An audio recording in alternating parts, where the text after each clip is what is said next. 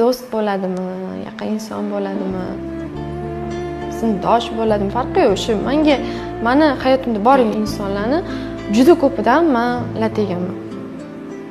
Juda ko'pidan kutmagan narsalarim bo'lgan, kutmagan hodisalar, kutmagan voqealar.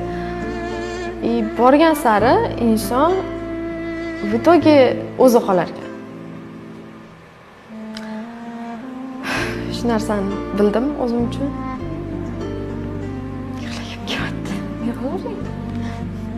Xuddi chitdan ko'rgan odam hozir shunchalik qiynalgan qizmi deydi-da. Emas. Просто hayot ozgina qiyinroq narsa ekan. Shuni katta bo'lgan sari tushunyapman. Hozir ham nimaga yig'layotganimni o'zim bilmayman.